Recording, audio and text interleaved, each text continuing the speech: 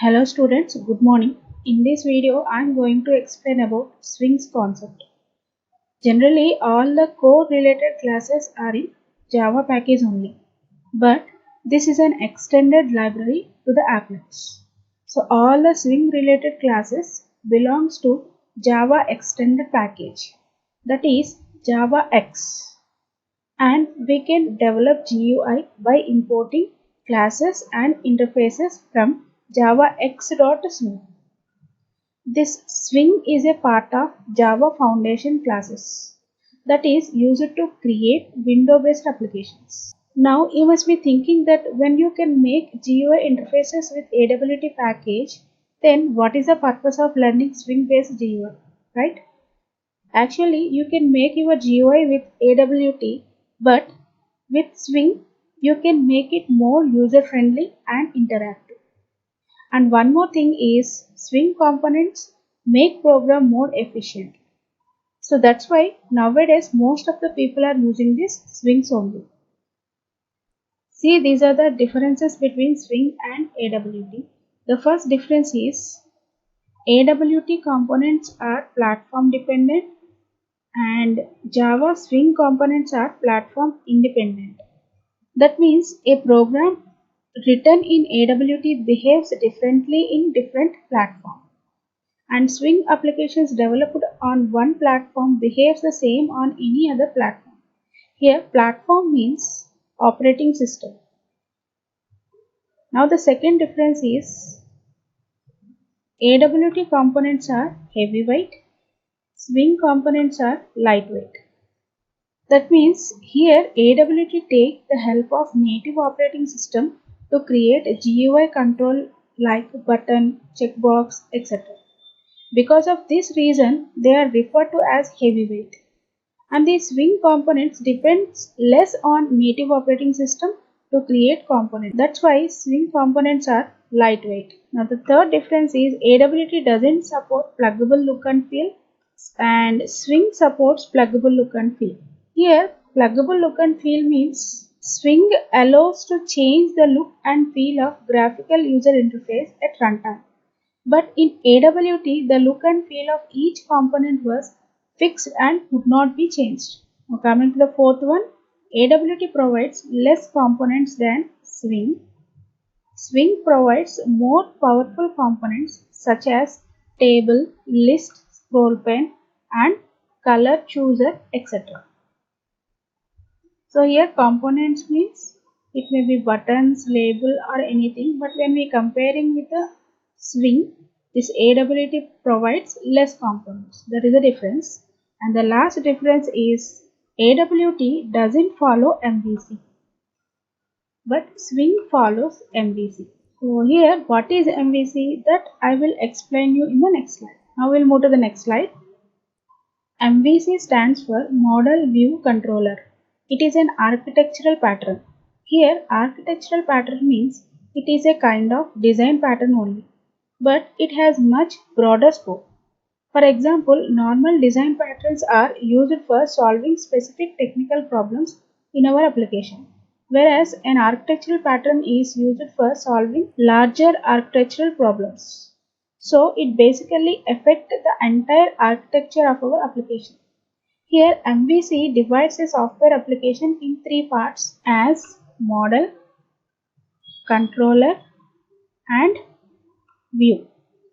So each of these three components will have some specific responsibilities. Here this model deals with data and view format the data, and controller act as an interface between this model and view. Now let's see how an MVC pattern is implemented in a web application. Now here this client want to fetch the data from the database. So client send a request. Then the request received by this controller. Now controller we have to go to the database and get the data and then send the data to the client. But controller doesn't do it directly because controller act as an interface between view and model only. So controller will pass it to the model.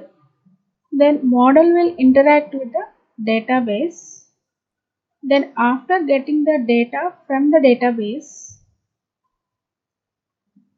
again this model will send the data to the controller. Now this time also controller doesn't send the data to the client directly because the data is raw data and it is not understandable by the client. So the controller will pass the data to the view and then the view will format the data and that formatted data will be sent to this client. So this is how our MVC architecture works. But how these three components interact with each other, that might be different for different MVC frameworks. So how these components pass data between each other, that might be different for different MVC frameworks. But the overall picture will remain the same. So this is about MVC architecture. Now we'll move to the next slide. This is the hierarchy of Java Swing class. So here this component is the parent class and this container and J component are the derived classes. Here this container acts as a parent class to this window and panel. Again this window is act as a parent class to the frame and dialog. And here you have to remember one thing, that this container is a derived class of AWT container only. And this container is used to contain components. Like now coming to this J components, this J component is a derived class of component.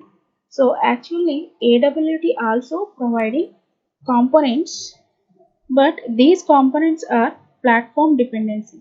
Whenever you are executing the component in different operating system, then platform to platform visibility of component will change. So to avoid this problem, Java introduced Java Swing components. These are purely platform independent. So component visible will not change even though you have changed the operating system. So this J component have some derived classes. These are the derived classes: JLabel, JList, JTable, JCombox, JSlider, JMenu, and JButton. So these are the derived classes of J component. In Swing, all the classes prefixed with J letter. J component, JLabel, JList, like that. So this is the hierarchy of Java Swing class. Now I'll explain about containers in detail in the next slide. Now we'll move to the next slide. So here container is just like a bowl, so which can contain components and containers also. So these are the different kinds of containers. So in that first one is window. So this window have no borders and menu bars. So to create a window you must use a frame, dialog or another window. And the next one is applet. This applet is small Java program and it is a part of web page. By using this applet, a web page can communicate and respond to the user on internet. And coming to the next one, that is a panel. This panel is the simplest container class. It provides space in which an application can attach any other component, and it doesn't have title bar and menu bar. Now the next one is dialog container. It is a pop-up window with borders and a title. It pops out when a message has to be displayed. It is not a fully functioned window like the frame, and at the same time it doesn't have maximize and minimize buttons. Now coming to the last one and important one, that is frame. This frame class is also a container which inherits AWT frame class. And this frame class works like a main window where components like label, button, text field, etc. are added to create a GUI. Actually, there are two ways to create a frame. In that, first one is by creating the object of frame class, and the second one is by extending the frame class. Now I'll show you two examples for this two different ways. So this is the example by extending frame class. So in this first statement is used to import all the necessary classes and interfaces from Swing package. Now coming to the next line, this statement is used to create our class, and our class name is swing underscore program, and this class is a derived class of JFrame. I already told you that if you want to create a frame, compulsory that class should be a derived class of frame class, or we need to create an object to that frame. So we can choose any one of the method. So here I have created my class as a derived class of JFrame. That means I am inheriting the features from JFrame class. And this is the class constructor. Now in this, the first line, set size. This set size method is used to set the size of components. So this set size have two parameters. First one is to set the width of the frame or width of the component, and the second parameter is to set the height of the component. So here both the width and height are 300. Now the next line is set layout method. So this set layout method is used to set the component in a particular pattern. But here I didn't use any pattern. This set layout value is null. And the next statement, set title. This set title method is used to set the title to the frame. So here this frame title is my frame. And the next statement, this statement is used to set the visibility of our frame. By default, this set visible method parameter value is false only. If this parameter value is false, we cannot view the frame. So whenever you are creating a frame, compulsory this set visible method parameter must be true. Then only we can view our frame. And this is the main method. And here I have created an object to the class, that is swing underscore program. So when we execute the program, the execution starts from this main method only, and then it will create an object to this class. Then it will enter into the constructor. Then it set the size, layout, title of the frames. Now when I execute the program, this will be the output. This is my frame and my frame title is my frame. Our frame size depend on this set size method, but by using this maximize, we can maximize it and we can minimize it also, and at the same time we can close the frame. But initially it will display the size as 300 300, that means 300 width, 300 height.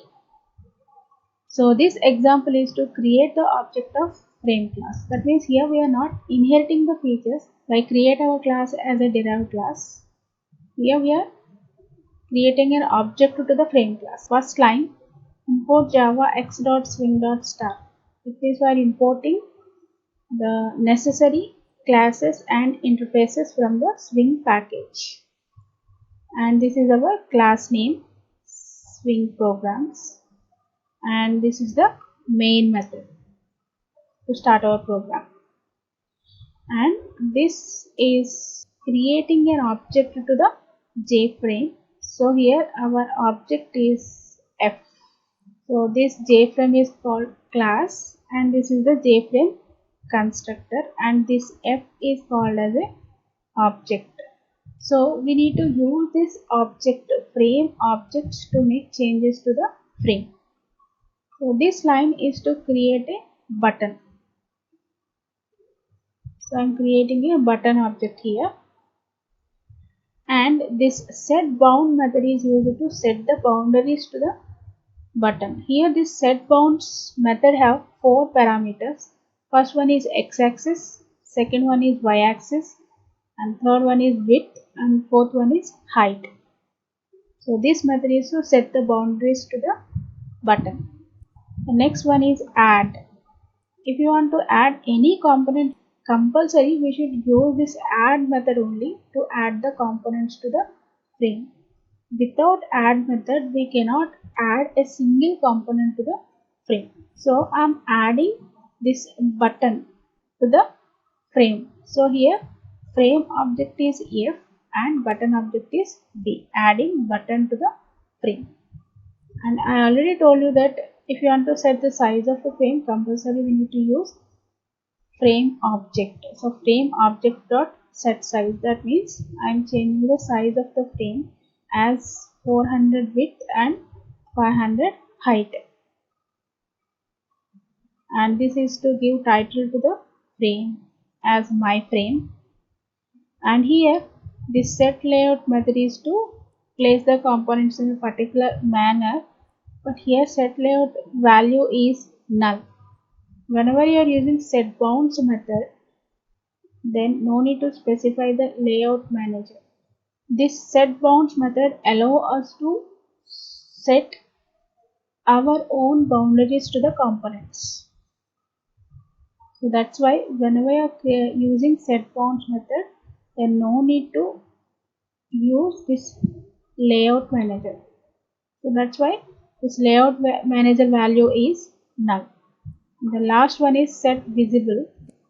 The set visible method constructor must be true only to make the frame visible. So when I execute the program, this will be the output. So here my frame title is my frame, and here I have used click button. So this click button position here based on the boundaries. Now we'll move to the next slide. J components. This J component supports pluggable look and feel. Here component means it is an individual control like a button or label. Now let's see some important components and their constructor. So the first one is label. This label class is used to display a single line of read-only text. The text can be changed by an application, but a user cannot edit it directly. These are the label class constructors. So this first one is used to create a label with an empty text, and the second constructor is used to create a label with a specified text, and so this last constructor is used to create a label with a icon. Now let's see an example by using this all constructors. So this is the example. So first import Swing package into our program, and this is our program name. So this is the main method. So inside of this class, here I have created an object to the frame. So here if you want to create a label with an icon, then we need to create an object to the image icon, and here my image location is in desktop, and this image icon object is image. So in this statement I have created an object to the label class with image constructor, and in the next line I have used this set bounds method to set the boundaries to the label 1, and this label 2, this is to create a label object with a text only, that is second label. The constructor is text only constructor. This constructor is icon constructor. So this constructor is used to display only text. So label 2 display the text only, and label 1 will display an icon or an image. And for this label 2 also I have set the boundaries. These are the boundaries. Now this add method will add this label 1 and label 2 into the frame, and the set size method is to set the size of the frame, and the set layout method value is null because I have used the set boundaries method to set my own boundaries to the label 1 and label 2. So no need to use any layout pattern here. And the last statement, set visible method. This method is to set the visibility of the frame. So here this set visible method parameter must be true only. Now when I execute the program, this will be the output.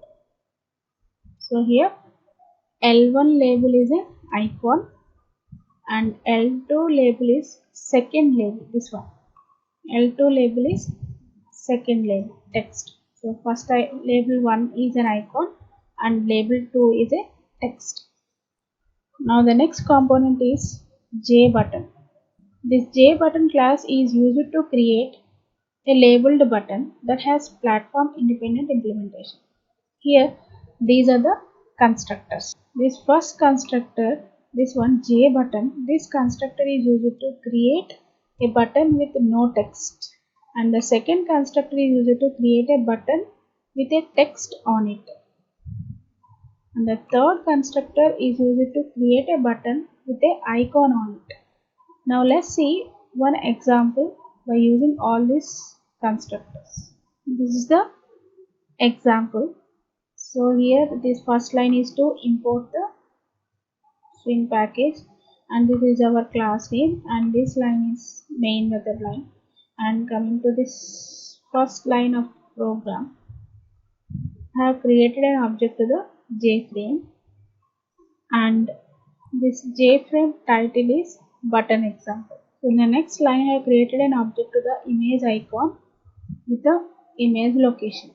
So in the next line I have created an object to the JButton. In this JButton I have passed this image object as a parameter to the JButton. And this JButton have two parameters. One is a text and the second parameter is an icon.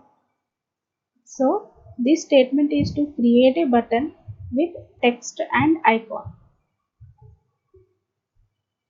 And in the next line using setBound method to set the boundaries of a button, and use add method to add the component, that is button component, to the frame. So here button component object is B, frame object is F. Now set the size of frame and set layout of the frame and visibility.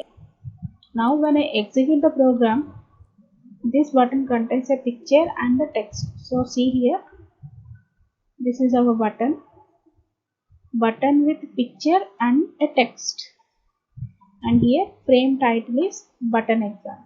Now the next component is a radio button. This radio button class is used to create a radio button. So generally this radio button uses in exams and quizzes to show some options. So in that we can choose any one option only, but to choose only one option we have to add all the buttons into the button group. Then only it allows you to choose only one option. Otherwise it allows you to choose all the options. Now these are the constructors of radio button. So in that the first one is JRadioButton. This constructor is used to create an unselected radio button and the radio button with text. This constructor is used to create unselected radio button with specified text. The third constructor is used to create a radio button with specified text which is selected or unselected, that depends on the boolean value. If the boolean value is true, then button is selected, otherwise button is unselected. The last constructor is to create a radio button with specified text and icon which is selected or unselected depending on the boolean value. Now let's see an example. This example is to show that how the buttons will act without the button group. So here this statement is to import the Swing packages, and the next one is class name, and this is the main method. And this program also have created an object to the frame, and here this frame title is button example, and here also create an object to the image icon. That image icon object is image. This refers to this path. I have created three buttons, R1 button, R2 button and R3 button.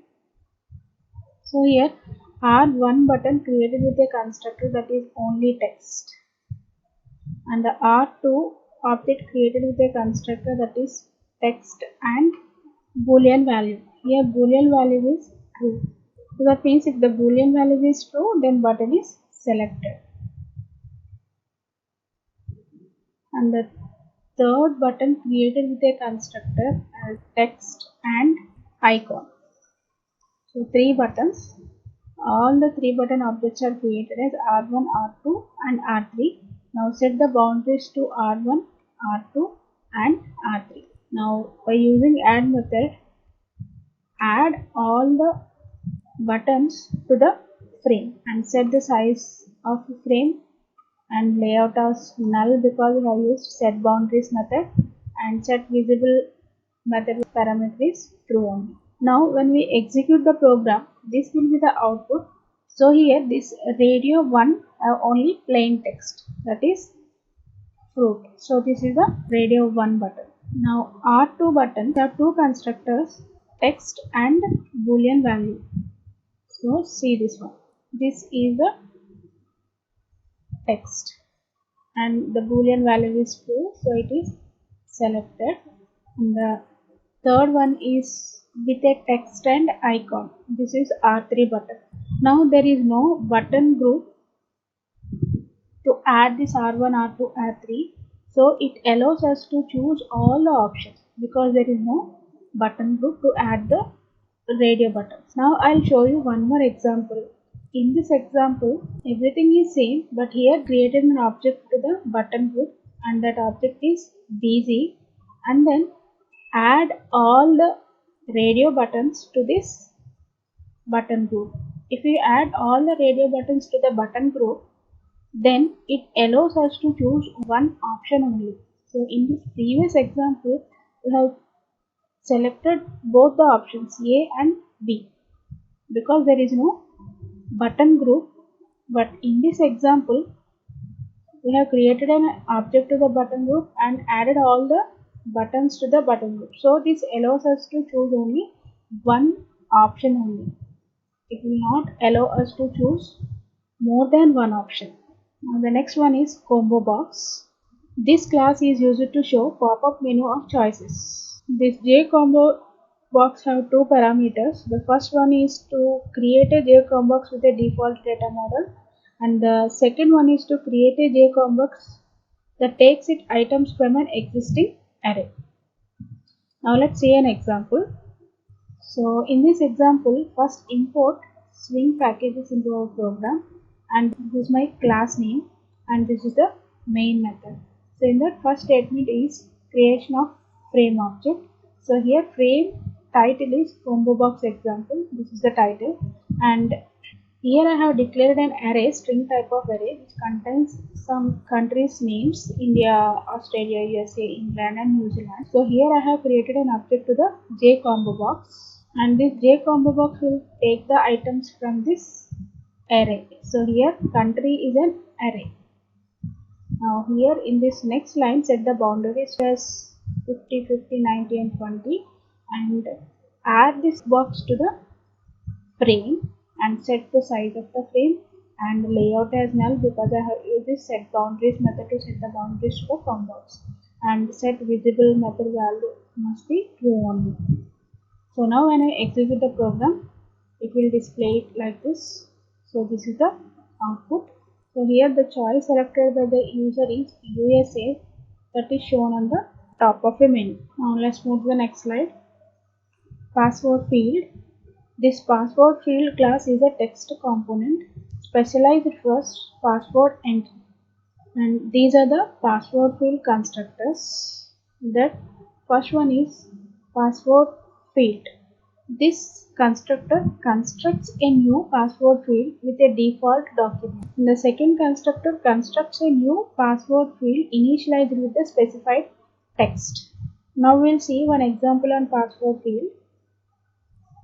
So in this example, first import swing packages, and this is my class name and this is the main method. I have created an object to the frame class here, and the frame class title is password field example, and here I have created an object to the password field and this object is value, and the next line I have created an object to the label also, that is L1.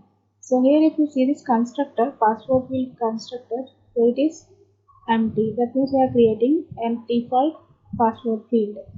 And now add this both value and label. Here value means password field. So here we are adding both password field and label into the frame, and then set the size of frame and set the layout of the frame and set visibility as true. Now when I execute the program, so this is our label, that is password, and this is the password field. So it allows us to enter the password, and it will not show the characters. In place of characters, it will show the dots only. Now let's see one more example with the second constructor, that is password field with a fixed text. So here password field constructor have one fixed text, and when I add this kind of password field into the frame, and then when I execute this program, then this is our label, that is password, and this password field have some fixed text, that is Rajni. So in place of Rajni it will take dots only. So we can choose a empty password field, or we can choose a password field with some text, fixed text. So based on our requirement, we can choose any one of the constructor. Now I'll explain a simple calculator by using these components. So this is the calculator program, and this is the output of this program. So here this frame have 5 components. To add all these components, first of all have to import java x.swim.star. Then these two are the buttons. So these buttons perform some action event. So to perform that action event, first of all have to import event from AWT package. And that action event will be handled by an action listener. So here this action listener is an interface. So we have to implement that action listener in our class, that is Calci. If you see this frame here, this frame have 5 components. So in this, these 3 are the text field and these 2 are the button. So first declare all the references like this. So here declare all the 3 text field references as TF1, TF2 and TF3, and declare the 2 buttons as B1 and B2. These 2 are the button references, these 3 are the text field references. And this is a Calci constructor.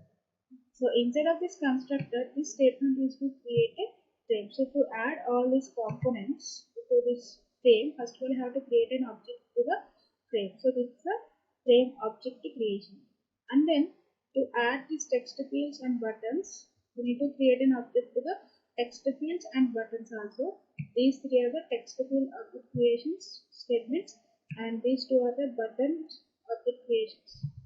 So here this button have some fixed text, that is plus and minus. Now see this output. So here all the text fields have same in size and all the buttons are in same size. So for that we have to use set bounds method. So this set bounds method is used to set the boundaries to the text field, and this set bounds method have 4 parameters. So in this, first parameter is x coordinate, and the second parameter is y coordinate, and width and height. So here all the text fields and buttons start from the same positions except this button 2. And see here the gap between the buttons is same. So see this y coordinate value 50, 100, 150, 200, and these 2 buttons are in same level. So these 2 buttons y coordinate value is 200 only, and these 3 text buttons width is same, that width is 150, text field 1 with 150, text field 2 with 150, text field 3 with 150, and all the text fields height is also same. So here text field 1 height 20, text field 2 height 20, text field 3 height 20, and these buttons, 2 buttons width and height both are same. So here width 50, height 50, and here for button 2 also width 50, height 50. And here if you see these 2 text fields, these 2 text fields are in editable mode and this text field is uneditable mode. So here this series method set editable method. This set editable method is to make the text field editable or uneditable. So for example, if this text field parameter value is false, that means the text field is a uneditable text field. In place of false, if I use true, then that means the text field is a editable text field. I'll show it to you by changing this parameter value. If this value is true, let me execute the program. Now see, all the three text fields are in editable mode only, but I don't want to set this third text field as editable mode. So again, I'll change this parameter value as false only. Now when I press this plus button or minus button, it should perform some action. But before that, this action listener need to be registered with the button. So here these two statements are used for registration. So this action listener need to register with the button 1 and button 2. Whenever we press button 1 or button 2, then immediately this action listener will call action performed method to perform an action. And the next statement, all the components are added to the frame. So by using add method, we can add all the text fields and buttons to the frame. And then this statement is to set the size of the frame, and this statement is to set the layout. So here layout value is null because we have used set boundaries method to set the boundaries of the text fields and buttons. And here this set visible method parameter must be true only to view the frame on the desktop. Now if I change this parameter value as false and I'll execute this program, see here build successfully, that means program executed successfully, but that frame is not visible to us because the set visible method parameter is false. So compulsory we must use true only as a parameter for this set visible method. Now I'll enter the values into this text field 1 and text field 2. Now if I press this button 1, that is addition button, then this action listener will call action performed method to perform some action. But before that, we need to fetch the data from the text fields. For that, here we are using this get text method. This get text method will return text from the text fields, and this text is in string format. So to store the text, we need to declare string s1 and string s2 to store the text field values, that is 3 and 2. So actually this 3 and 2 are integer type, but the get text method will return string type of value to this variable s1 and variable s2. Now to perform addition, compulsory we need to convert the string type of values s1 and s2 into integers. For this statement is to convert s1 string value into integer and that's stored in variable a, and the s2 value converted into integer value and that is stored in variable b. Now to store this addition value, here I have declared one more variable, that is variable c.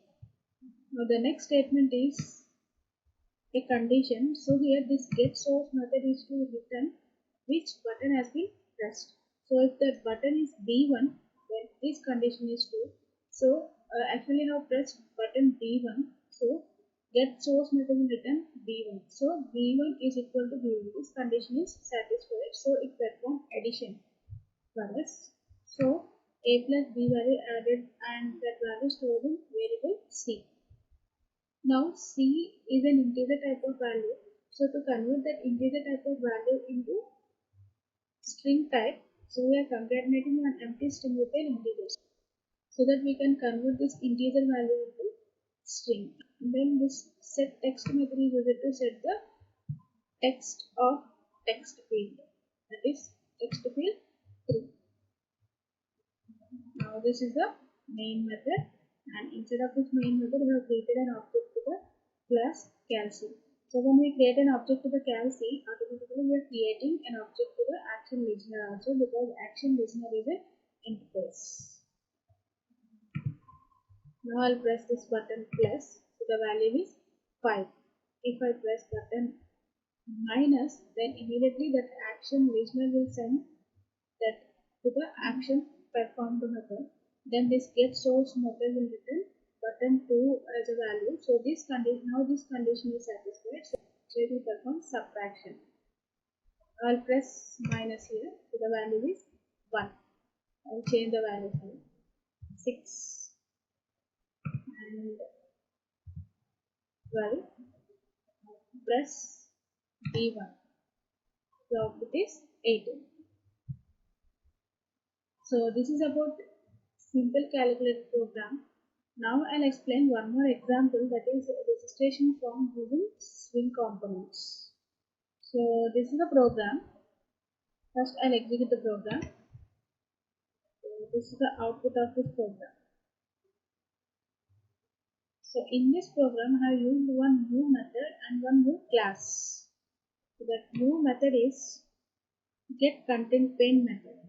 This get content pane method is used to retrieve the content pane layer so that we can add an object to it. So here I want to add background color to my frame.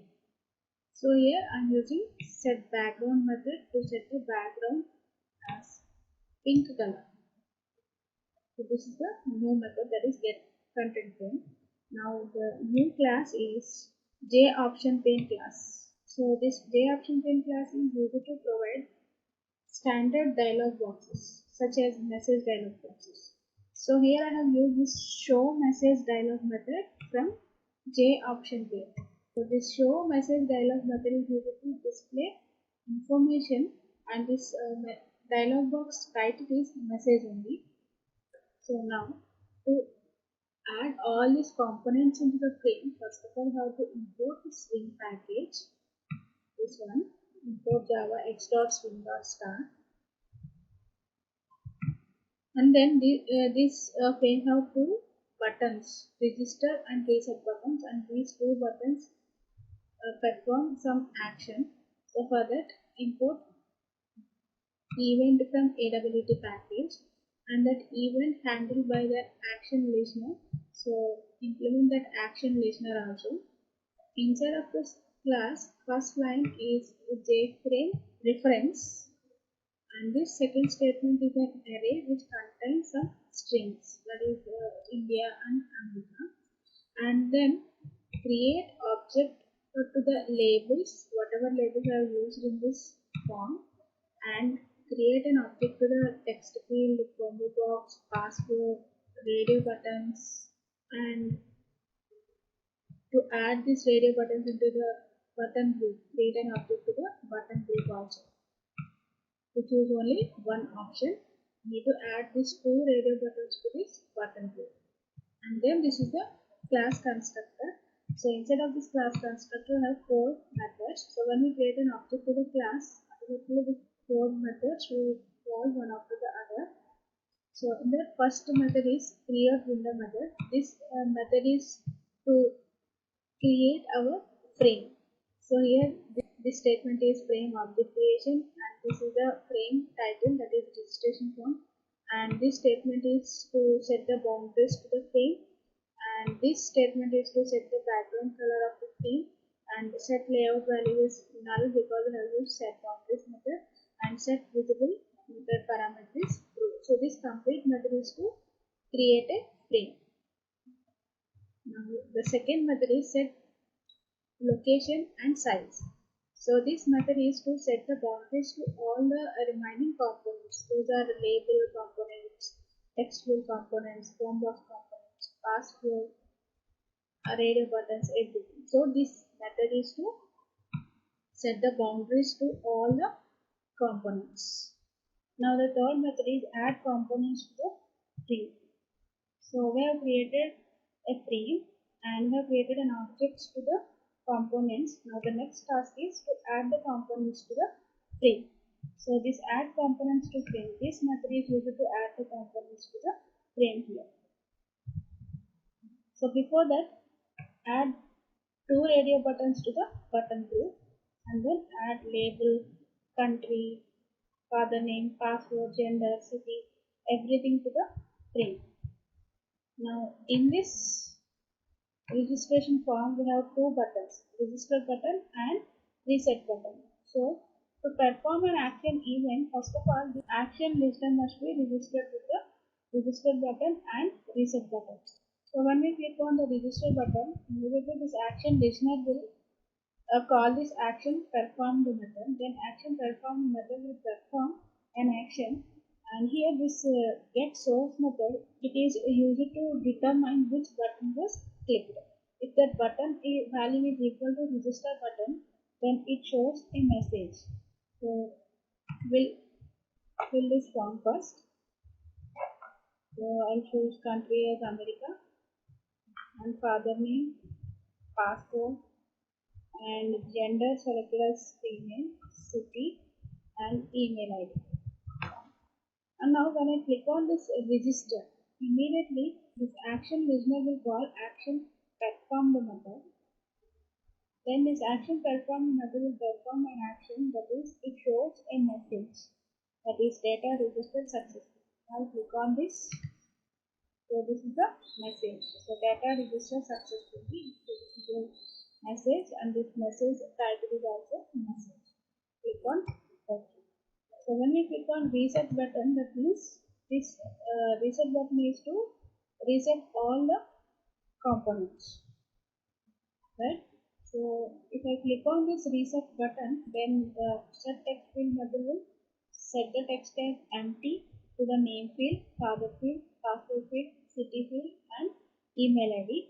And so actually this country value is America.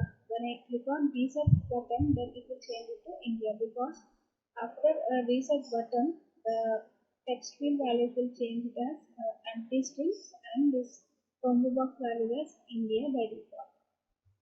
So now click on this reset button. See here, country value has been changed into India. So this is about the registration form. So with this our Java Swing concept completed. So if you have any queries, you can post those queries to me. Thank you.